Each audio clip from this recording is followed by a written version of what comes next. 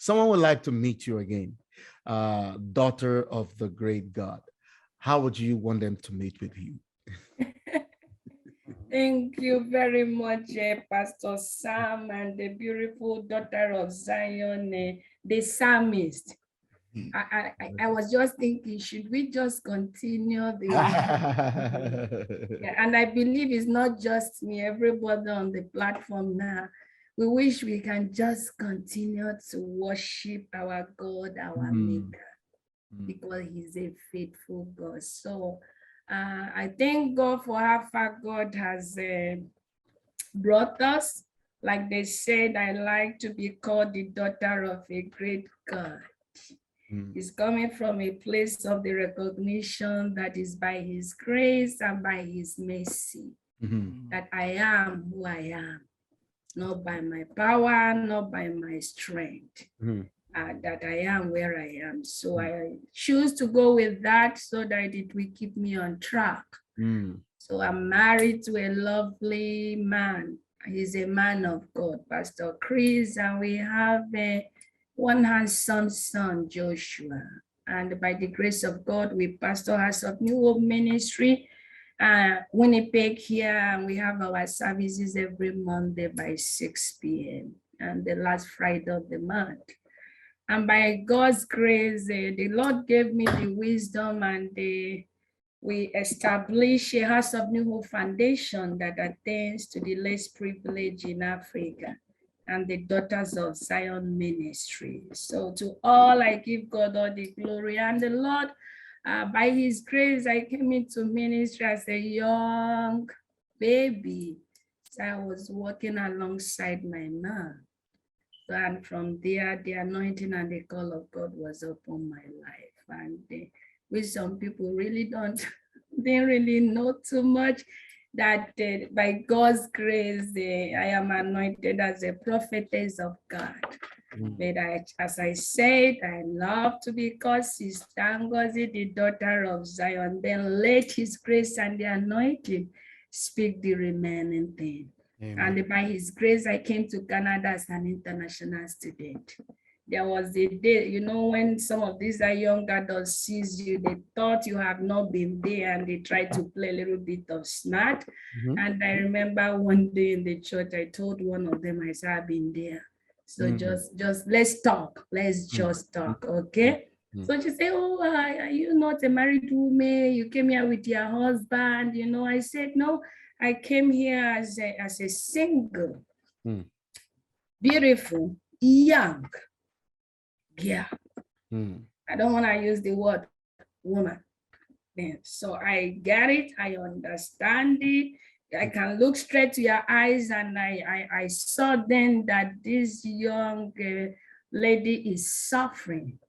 And she was with the boyfriend, you know, trying to do the hide and seek. So when they came into the church, and I was able to look at them and see that this girl is vulnerable, I said, yeah, let's talk.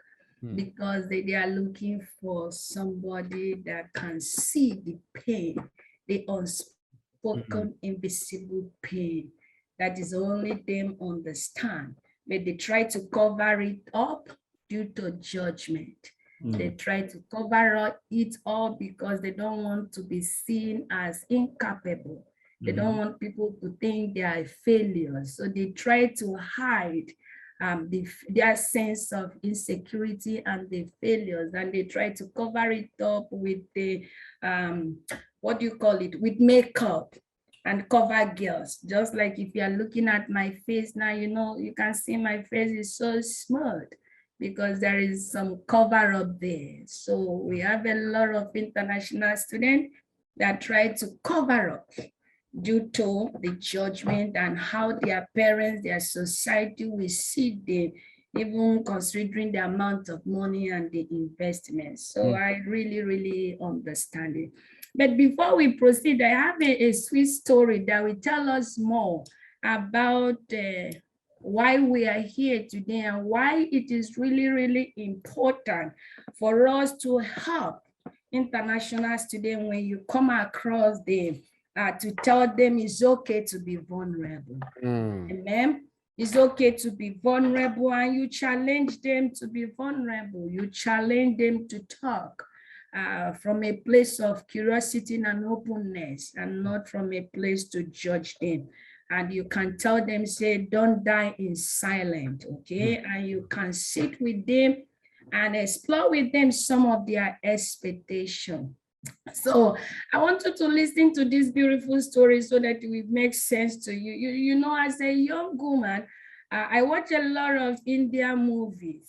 And when you watch those Indian movies, they have this idea of how marriage is supposed to be or look like. So I remember in those days watching all these Indian movie, the husband and wife, they will hold their hand, they will be singing, this one will kiss you, they will buy you rose, they will buy you flowers, you know, the lady will be lying or sleeping or doing something, the man will come at the back and tinkling you. So they present this kind of fantasies, you know. If you're angry, your husband or the wife will come and tell you, baby, how are you doing, you know? And they will wake up, they have sex, and it's so cool. Yeah, so I watch all these movies, and when you see when they are talking, everybody's so gentle and so nice. There is no argument, you know. And the ones going to the wedding, they are planning about the wedding, the dress, you know, the nails and everything. So I really admire it, and I was growing, looking forward with such expectations of marriage and my husband, which I believe maybe my husband also might have an idea of his own ideas of what marriage is supposed to be. So I grew up with such expectation and admiration. Now I can look at it and call it all fantasies, you know, movies and the advert, that all those things are fantasy. And when the man comes, the man gives the Indian lady money, you know, the Indian lady, whatever you ask, they go for shopping. So I was growing up with that mindset that, oh, marriage is just sweet and beautiful. We can have sex. I can talk to Pastor Chris. If I tell him to jump up, he will ask me how high to jump up. You know, if I'm angry or he's angry, he will just smile. I will smile. It will be conflict-free communication. Everything will be smooth. So I look forward to it, and with little attention, there are still uncertainties. There are hidden things there. There will be personality clash. There will be communication issue. That as a human being, you know, he has his own ideas, his own mind, that the two of us has to be intentional and be open to work through things. So I pay a little attention to those things and just focus on the rosy, just like as an international student, I said it the other day, I was so focused, you know, coming to Canada and working and dressing as an international student. I will put my boot. You know, when you watch TV, you see them wearing boot without knowing the reason why they put the boot, because it's cold. It's not that it's fashion. It's just because the weather is so cold, so they need something to keep their legs warm. So I came with that mindset that, oh, I will carry my book with an awesome smile, you know, not paying attention to other side of it that is going to either break or make. So I pay little attention to those things, like I said earlier before, that the unfamiliar unfamiliar educational background I'm coming into, you know, there is a language barriers, there are cultural shock, there are newfound personal independency, which comes with a cost, just like the marriage. I didn't even know, maybe one of the Valentine that Pastor Chris will forget to buy flour, you know. I didn't even know there are days he will touch me. I say, I beg, I'm tired. I don't even have energy now, right now. Or he will call me. I say, no, you know. So I didn't really know even that he has his own personality. I have my own personality, and I have to pay attention to that. If I ask him money, he might not bring it because he has other things to deal with, you know. So I paid little attention to some of those things that need to happen, and plan towards it, and plan towards it, and program my mind and my spirit to it.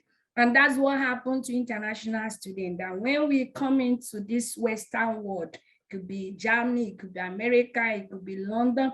If we come with all these, we come, not if, we come with a lot of expectations and ideas of how the place looks like, you know, the classroom, the snow is so white, it's so bright. You forget that there will be a day you will open your window. That same thing that is so beautiful will cause you pain that you don't want to go to school. You just want to sleep all day. So they come with little attention to the main issues that needs to be addressed. And if it is not managed, it becomes too hard to deal with. So as an international student, I came with all this mindset and the fantasies. But when I came in, there was a lot of unforeseen circumstances I met. Which one of them is racism? Which one of them is the cultural shock? Like I shared the other day, I didn't even know that Coke and Fanta and what do they call it is a different term. I didn't even know that, you know, back home men can just touch you, women will touch you. I didn't even know is a different thing. I didn't even know that I will be listening to somebody speaking. All I will be hearing, open, close. I have no idea that you can be hearing English, which Bible said it, that people have ear, they can't even hear. That you will be hearing, you won't hear. You'll be seeing, and you'll be so blinded because of the cultural shock. You will go to office and you see people that you are more educated than them, or even in the classroom, but the environment will make you shrink, that will start second-guessing your self-identity. Even your body image, you start wondering what is really happening to me. So I paid little attention to all those things. And a lot of international students, like me, I believe so, go through those cultural shock, the unfamiliar educational environment we came into. You know, the academic is different. It's different from what you are used to. So it's an unfamiliar academic environment, the language barrier. We are speaking English. But you will find out there is a difference between O and I. And that's why we are talking. Oh, is it not the same English that we're speaking now? Yes, so you don't understand what I'm saying. Yeah, it's totally different. So I paid little attention to all those things, and even the financial implication. You know, some of us, they thank God for the grace and thank God for the kind of family I have. Even one of the people I say God used them to bless me, my wonderful in-law. I always tell people, when you are praying for an in-law to come into your life, pray that the Lord will give you somebody like Josh, my brother-in-law. He's awesome. He got to say, everybody hands up. Even I didn't even know, you know, you can ask, oh, give me $1,000. They will just give it to you. I didn't even know it's so difficult to get and even to spend it, you know. So as international students, we come with all these ideas, not knowing there will be some financial struggles along the way. You know, maybe you started in a good way along the line, your parents will start having some issue, that all these 1,000, 2,000, 10,000 will be so difficult to come by. So I didn't really pay attention to all those things. And that's where the success story lies. The ability to go through all those racism. I remember one day walking into one of my clients, because I have experienced this racism face to face. You know, you hear it and you think, is it real?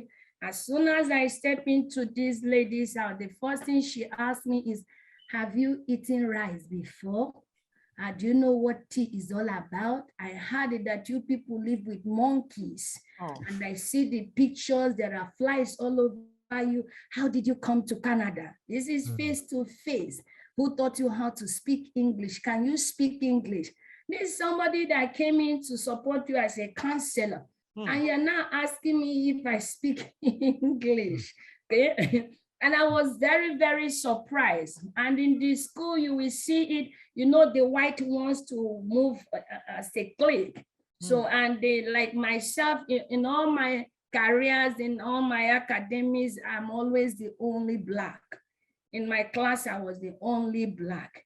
In the church, we are not so many there during my international program. I think we are just 2 or 3 there.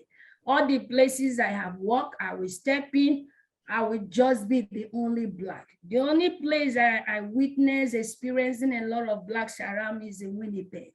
All my journey was I will go to conferences because I work with the domestic and sexual abuse people. Everybody will be white. I will be the only Black. So I have really had that experience and understand what it means to come face to face with racism. And these are the things at the international student, no one will be open enough to tell you that it's tough, because all these things affect your self-esteem and influence your choices and decisions in life. And one of the things that really helped me in my journey as an international student was God's grace to connect to godly people and to the godly environment. That really helps me a lot. And to be able to make a decision, like I like the topic and the title of your ministries, is either you're a distractor or you're focused. So you have to make a choice. You know, Joshua 24:14-15 say you have to choose, because all these uncertainties are real. And it's not that it is real, it has effect to who you are. It has effect to your spiritual well-being. It has effect to your mental well-being. It has effect to your psychological well-being. And there is a lot of mistakes some people made. I have to be generalizing it. I don't want to say maybe church or individual, is that they focus only on academic performance. They focus on academic performance. You will see your dad or your sibling calling you. The first thing they want to ask you is, how far with your exams? How is it going? Have you concluded your exams? What was the grade?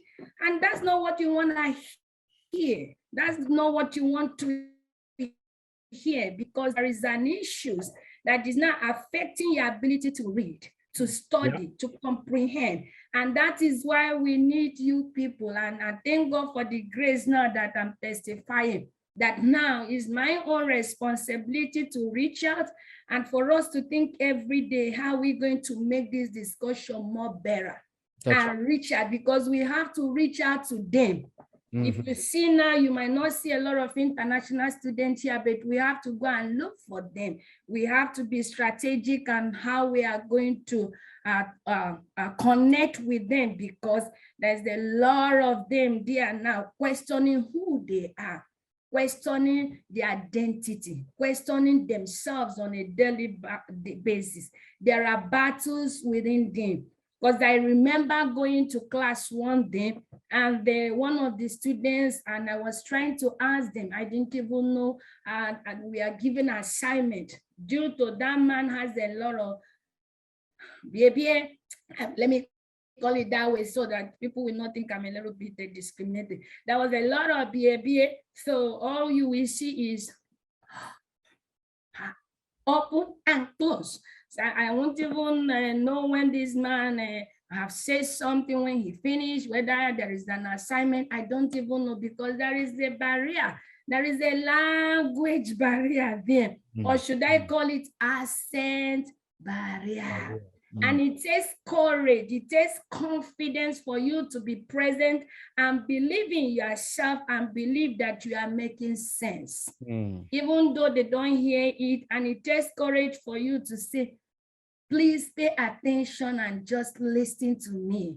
If you can pay attention to me, because I work so hard to be present, to listen to their eyes and their mouth, because I am finding it difficult to understand what these people are talking about. And I took up that courage to, if I'm not hearing what you are saying, I will tell you, slow down, sir.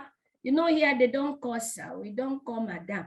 And these are the cultural shock. You will come to the class, all you will hearing, Barbara, Argentina, James, and you, an African, you know, cultured young ladies, excuse me, sir, excuse me, ma, and they are misinterpreting that your gentleness and kindness as being coward. Yeah, they are misinterpreting it. They are not seeing you as from a place of empowerment and confidence. And reading it again and misinterpreting, so you are lost within yourself. What am I doing wrong? What am I not doing? Because they expected the confidence, the way they interpret self-confidence is different from the way we see confidence. We see what they see as confidence as being rude. Like back home, if a senior is talking to you and you look them face to face, people will think that there is not in you, something is not right with you. But here, they expect you to look face to them. And if you are not looking at them, they think you are hiding something. These are the cultural shock. As an international student, I don't get it. So I will go to their office, excuse me, ma, excuse me, sir. And the report you will get is that this girl has some self-identity issues. Maybe she needs to go and see a counselor that will really help her out. So there is all these misinterpretations that are coming your way, and I will go home and I will be wondering, what is wrong? What is wrong, God? What am I not doing right? But like I said, what really helps is to come to a place to make a decision. Because right now, all these unforeseen issues, okay, is shaping who I am, is shaping my life, is shaping my interpretation, is trying to erase who I used to be and where I was coming from. So there is that call to make a decision. Are you going to succeed or are you going to be stuck in Egypt? So you have to make a decision right now. Are you going to allow this unfamiliar academic environment, the culture shock, the self-esteem? What are you going to do with it? So I was able to be present and ask myself those questions. I was able, like Joshua said, choose you today. And that ability to make that choice. And by the special grace of God, I take a leap of faith to go to church. And I was able to meet two wonderful young girls. Beautiful. Because anybody you meet in life, whether we believe it or not, has something to do with the rest of your life. They are leaving a footprint. They are leaving their signatures in your life. And I pray for our children, even our lives, that we meet the right people at the right time. That's right. And for immigrants, the first people you meet in this land has a lot to shape the rest of your life. The way you see it, are you going to see just difficult situation? Or are you going to see life being easy?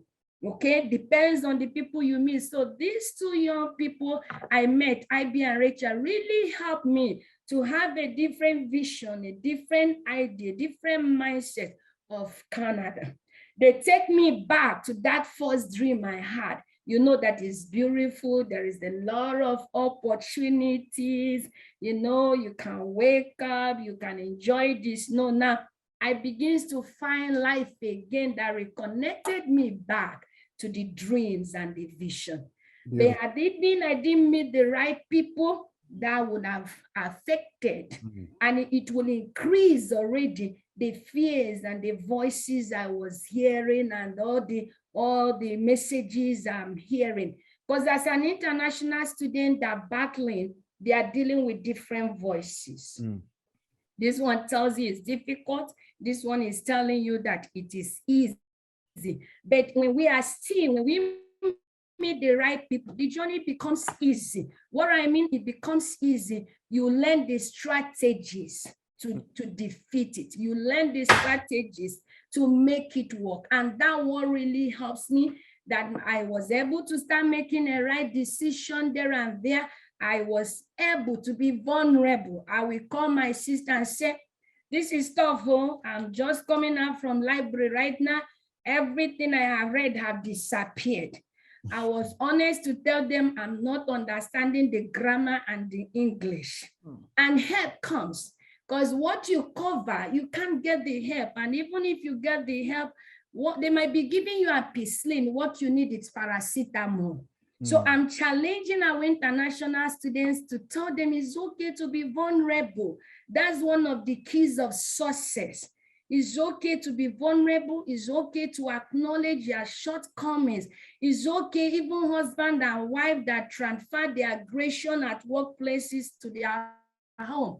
It's okay to be honest to say what I'm experiencing, the way they look at me at work, the way when you're making presentations, some of their laughters, can make you will lose touch, you will lose whatever you have studied. If you can be honest to explain and express how these things, how it's making you feel, and you will receive the help that you need.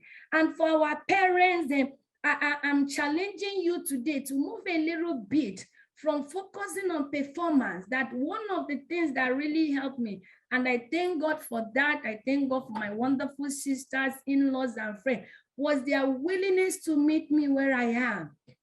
Good. That when they call, they are asking, how are you doing? And when I'm telling them it's tough, when I'm telling them today is too cold, I thought it's so bright, look at now, the cold outside there, I don't know whether there is any place in the planet that they experience this kind of cold. They are able to listen.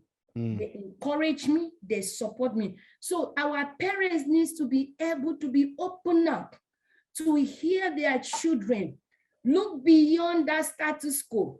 Because most of our parents send us here, not just because of our own self-interest, but they want to just add to their status, to their egos. So when you come in here, instead of them being a blessing, they are trying to add another pain to you by focusing on how is it going? Did you pass the exam today? And any little thing, any little mistake, they see it as a failure. But if you can create a supportive environment, it helps a lot that you listen. Even if they tell you that they are missing it, I'm not understanding it, you don't push. You don't push them, you listen and try to negotiate with them. What do they think that it will help? And connecting to people was part of this success. Connecting with really people was a good experience for me. God really, really helped me out. Like I said it, when you come face to face with the racial discrimination, when you come face to face with a system that what you normally do back home, we write essays. Yep. And here they're telling you go to point form. And you're asking yourself, what is point form? When you come across a student questioning your ability, questioning your ideas, try to look at you as if you're coming from one archaic place, you will come to realize that these things kill the soul and the spirit. And I thank God by his grace. That is why I said in the beginning, the other day said, I'm not coming to teach you how to do it, but I'm challenging you not to give up, because one has to make a choice. A lot of our international students give up because they are trying to hide instead of being honest. And you don't need to hide, because when you open up, help comes. And by that grace, you become more successful to it. So I give God all the glory, because it's by his grace I am here today. And it's a journey, because the experiences does not even end there. Even finding a job, you have to believe in yourself. You have to create a good picture, because a good self-esteem is having a picture, even though it doesn't make sense in the minds of people, but it's making sense to you. If an international student can be able to create that picture, look into that picture and say, even though it tarries, no matter how difficult it's going to be, it's going to work. And if you believe in that, it's going to help you, which really helped me to make a decision that instead of giving up, I try to push harder. And I try to look at what I have learned in those journeys. These are the things that is helping me in my academics right now, because the problem always show up in another way. So because you're an international student, you are going to work, you are going for an interview. And that ability to recognize all the experiences of the past, how you have been able to focus on it, and being honest at all times, being vulnerable to yourself, making a decision you are not going to die in silence, and be able to educate. Because you get to a stage, Pastor Sam, I turn to an educationist. Even when I'm seeing students, I'm educating them on the impact of these experiences on us, which some of them play ignorant of it. These are the things it really helps a lot. That in my career now, you will come to the office, I'm the only black there. And I'm not afraid of it, because already I acknowledge the challenges. I acknowledge what that means to me, and I have to guide my heart. I have to guide my spirit, soul, and body, and be focused. Because for an international student, it's very easy to lose focus in this newfound personal freedom you found. Remember that nobody there was watching me. I remember one day my in-law called me. I said, brother, you just have to trust that the family have imparted something on me. But a lot of people find it difficult to manage this newfound freedom. Nobody is there to tell you what to do. You can wake up when you want to wake up. You can go to club. There's a lot of freedom. There's a lot of freedom. And as an international student, we needed people. We needed somebody like me. I was craving for somebody that will educate me on the cost of that freedom. Because nobody was telling me that that freedom has a cost in the academics. If you didn't manage it well, if you didn't tap into the values that have deposited in you, you are going to make a mistake. So as an international student, we miss that. But thank God, my in-law will be able to talk about what it means. You know, you are the only person there, but remember where you are coming from. Remember the call of God upon your life. Remember the anointing of God upon your life. Remember your family. So those words of remembering, that is coming up from a place of judgment, and also giving me room to make a choice. What do you have to do with this newfound freedom right now?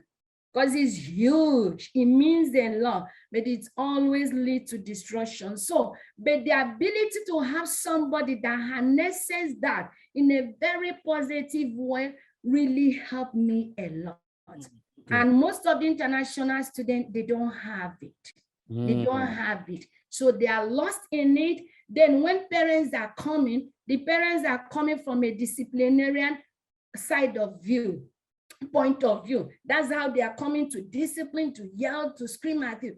Whereas they are not understanding what it means to move out of your family at the tender stage and no moral support, no spiritual support, no guidance. And the guidance we have here already, most of them are a little bit focused on the monetary aspect of it. Not really on your well-being. So we have to be mindful of all these things, that it is possible to be successful in this journey. It is really possible. And that's what I'm challenging them wherever I meet them. I say, it is possible. It's okay to acknowledge it.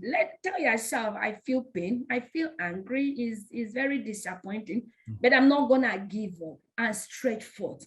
And that ability to stretch forth and seek for him and pray and trust God and the godly friends that the Lord surrounded me with, bring me where I am today. And I give God all the glory, all the honor, the adoration, and I'm open to answer anybody's question. If you have any question you want to ask me that I didn't really cover, you are free and open right now to ask those questions. Let's make it right. Let's really, really make it right, because I have seen with other international students, they said, no, I will show them what they want to see. And that is it. And I have met other people that were really, really successful in this journey. And they will tell you it is possible to be successful, but things has to be done differently. That's right. Wow, wow, wow. That is an amazing story, a live experience. Yes, that is an amazing one. And Well, I know so many people are, they've experienced what you did experience one time, right? And this is just from someone that has been through it, and she's pouring her heart to somebody out there, an international student. Maybe you know someone that is an international student, or you're a parent or a guardian. Please, we need to share this good news. This is a good news for somebody out there. Someone is at the edge of giving up. Somebody is at the edge of losing. They've done everything. At times we just try our home best, right? I'm struggling, but like she said, one, you have to acknowledge there is a problem. Because if you don't acknowledge there is a problem, then there is no way you're going to be looking for solution to that thing. No. Acknowledge you're facing a challenge. You have a challenge. Acknowledge it. Then you look for people that can support you, people that can listen to you, people that can advise you in a good way, not in a bad way, not a negative way. Not being judgmental. Not being judgmental. And, God is going to help us, right? And the parents as well. We shouldn't be judgmental. God is going to help us. I know it's not going to be easy for especially African parents, right? I know first thing they want to do, I sent you there and I'm spending a lot of money. So yeah, it the becomes first thing they want to hear I want to get something back. Exactly. The first thing they want to hear is, just tell me you're getting A's in all your courses. That is what they want to hear, right? But this, what you're teaching us, maybe they don't know. It might be our culture, but we need to learn that it's not only their academic aspect that we should be focusing on. There are some other aspects to the emotion aspect. That's right. The financial too, the psychological things. This student, like Auntie Mercy put in the comments there. Yeah, we have a lot of comments here that will just go through. Are giving up. They say, do you want me to go through that? Yeah. So I'm just reading this and I was like, wow, these are really, really very, very on time. So true by Auntie Mercy. This is exactly so many people's experience. Yes. Honesty is always the best policy when seeking help. The only way to get a specific and focused support is when you tell your helper the truth. Thank you very much for sharing that. Yeah, there is an adage in Yoruba that says a corpse cannot hide from the person that want to bury. No, you cannot. So you just have to open up and tell them exactly what you're going through before you can indeed. Yes, indeed. They give up and lose status. Yes, that's a very big one here. While you're talking, there are a lot of questions are pumping up on my hand. We might not have time to answer those questions, but I'll get those questions ready in our next section. We'll be throwing a question. It's going to be questions. So because I was going to ask, what was the position of your guardian? Who was the guardian? What was the position? What role did they play? And then what did you do? How would someone come out of this? What step did you take and to help someone come out of this? I know that might not be a discussion for today. I'll prepare those questions. Be a little bit brief. Be brief. As a young beautiful, I love to add that beautiful because it helps a lot. Because there are situations in life that we throw things like this experience, you will forget you are beautiful. Unfortunately, I was alone in Thunder Bay. And it's a white-dominated community and Aboriginals. So everyone was outside there. That's why when I tell people I get it, I get it. Yeah. So there was no guidance. It was just me and the Holy Spirit and God. Wow. So there is nobody like, oh, your aunties are around. Like I see in Winnipeg, there's a lot of opportunities here. There are people that are out there. But the question that we have to think about is, what is really stopping them from being vulnerable? So I want everybody to think about it in your personal time. What makes people not to be vulnerable? So that we can begin to change the culture of silence. Because for me, I was in an environment, the guidance was not there. But I met people that made the environment very good, very conducive. For me now to be open and to not to be afraid. But had it been the environment was toxic, I don't think I will be able to be vulnerable. And had it been, I was not encouraged to say it's okay. It's okay. Like the people I met that say it's okay to say it. It's okay not to be afraid that the cause is very difficult. I'm not hearing them. I feel bad. We are going on a trip. I'm the only one. I was second guessing myself whether to talk or not to talk. I don't know whether to speak. I don't know how to say it. Am I going to say it right? Even to speak the grammar. And I think a little bit of it affected me now that I don't care when I'm speaking, whether it's a correct grammar or not, because I found that I forced myself to talk. Instead of just focusing, is my sentence right? Is it not right? I think I didn't pay attention to English again. I was so focused, I want to talk. So whether the English is right or not, no. I didn't, because you'll be going out, there is a project, I'm sitting down there trying to think, will the sentence make sense to them? Are they going to understand my accent? That they get to a stage, I say no. Even sometimes I'll be talking, I will speak Igbo. Because I found myself where somebody coming from Nigeria, I remember that one. And the person was trying to speak English, coming from home, you have house help and everybody will talk. They were trying to speak English. I said, stop it. I don't want to hear. Because now the English is causing me a lot of headache. The English is giving me a lot of pressure. So I didn't really have a lot of guidance around. That by God's grace, I was able to figure it and make a decision, because every human being, you have to come to a stage, you have to look inside and find who you are. Because you might have guidance, and the guidance you have self-interest. What happens to that? Their interest is just what they are going to get. Maybe the relationship they want to build with their father or your mother, or to make the money. So what happened in that instance? So it lies down to you as an individual to come to a state that make up your mind that you're not going to give up.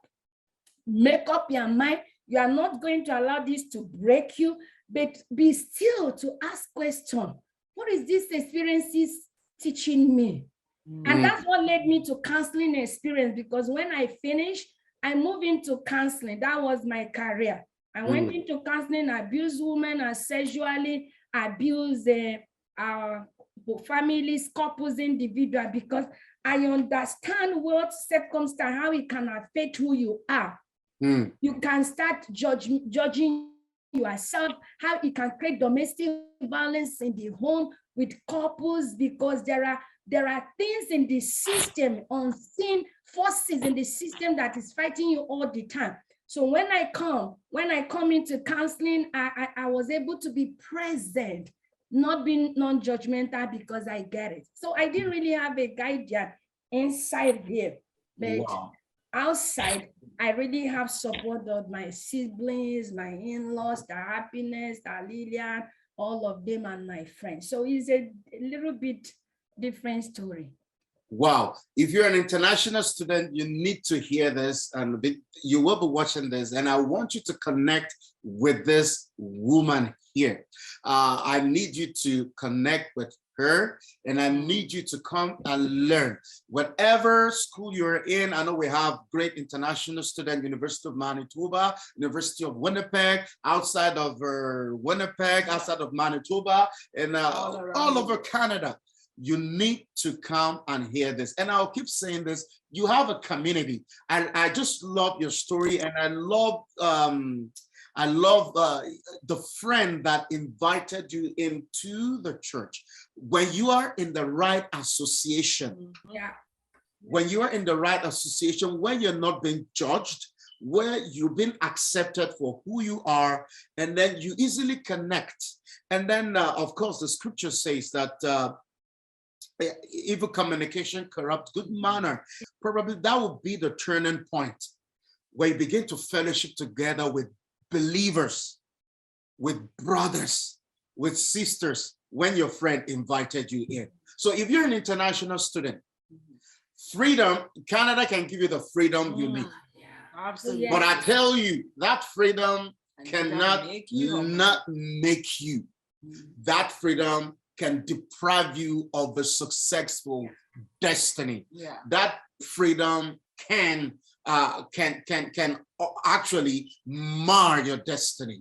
You will end up not living a purposeful life.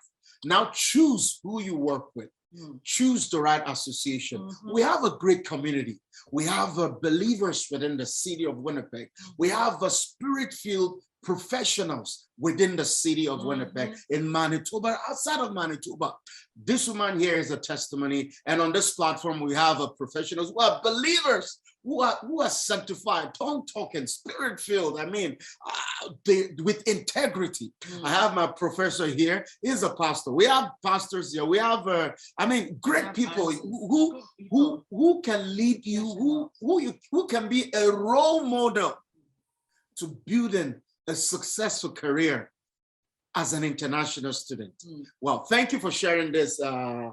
It's really an amazing. We have some few comments here. More they say. Okay. We have so amazing. Thanks for sharing. People need to hear this story, success story, to get new hope in for their future. Thank you very much, Auntie Mercy. And then we have her happiness saying, very interesting to know all these. Stay blessed always for sharing. And then we have Josh. You've always referred to Apostle Josh. Right? Beautiful. Yeah, thank you for joining. So I know someone who made distinction in Ife University and was admitted to pay the straight, and he started going to club and dropped out and was owing a lot of money. And that's another thing. That's another good topic. The institution here will make you get loans upon loans. It's not a topic for today. And by the time you ended up graduating, you will pay for that. And then while you're paying for it, there are relatives. I think this person was an international student. Yeah, this person is an international student. Yes, international student, you don't get student loan. Of course, but you can get credit cards. You can get credit cards. You can get all of those. You can use. You can use all of those and keep spending and spending and spending. Well, they will keep adding more for you, and then pretend with summer, and you keep spending. By the time you finish and you're working, you will know that you're now working for. You're working to pay all those debts. We'll get to that, Auntie Ngozi. We'll get to that. Yeah. I love this story. And then the person dropped out and was owing a lot of money. Terrible. And then we have here, yes, my prof saying how I wish many international students were here to listen to this undiluted truth by Pastor Ngozi. Thank you very much. God bless you. And to Mercy, I think we can organize to get these across to our, oh yes, for sure. I know your heart is towards the international student, I can tell. Thank you very much. We will definitely. And as a matter of fact, we might end up going in person in the university to connect with the international students. However it's going to happen, I don't know, but I'm certain that we will go in person and then have a session in-house with the international student where they will be able to see you live and where they will be able to share this, ask question and connect with you live. That way, I believe direct mentoring and direct impacting their lives and the decision they'll make while they're here. Especially September, new students are coming. Yes. And they are coming with their all high hopes and expectations and dreams. And some of the story they have been told, not the reality. This has to be incorporated in their orientation so that when they see all these things, it's not going to sound like a foreign issues to them or they becomes afraid of it, but they can carry these experiences, this information, and they will be able to work with it. Then when you equip somebody, they will be able to make a decision. And when you equip them in a right way, they can be able to address it. So international students, especially these ones that are coming, needs to be equipped, give them the information they need so that they will be mentally, spiritually, physically prepared, that there are things you need that will make it more successful. Rather than just your grade, rather than telling you how to pass the exam, how to pray, how to, all those things really help. But the awareness that this is a reality, but it's possible to go through it. It is possible even before it comes, you have already dealt with it. That's right. You have to guide this. You have, Proverbs 4:23 said, guide your heart, for out of it flows the issue of life. It is important. Amen. Yeah. Thank you very much for sharing this. Thank you very much. And for every participant, thank you very much. We appreciate you. Oh, thank you. This is just getting better and getting better and getting better. Thank you very much. This is Director Distractor. My name is Sam, and then with me here is Kemi. We have our special guest, our beautiful guest, our amazing daughter of Zion, of the great God, here. And then it's going to be a long ride with her. It's going to be a long ride just for one purpose: to change, to impact someone out there, to let that person know that things are not what they seem they look. You need to hear from the truth. From somebody who's been there, who's done that, and here is a testimony and a counselor. Indeed. I bet we can go on and on and on and on. I know she has so many to pour out from. That is good. Thank you very much. So it's been a wonderful ride with you, and look forward to connecting with you again. A daughter of the great God. Love to Pastor Chris, and then every other person on the platform. We love you. Thank you very much. Looking forward to joining with you again in the next 2 weeks. But before that, keep living the best that you can and stay impactful and be not distracted, but direct, taking the lead in your purpose. God bless. Bye-bye. God bless you. Thank you. Bye-bye. Thank you. Bye. Thank you so much. Bye.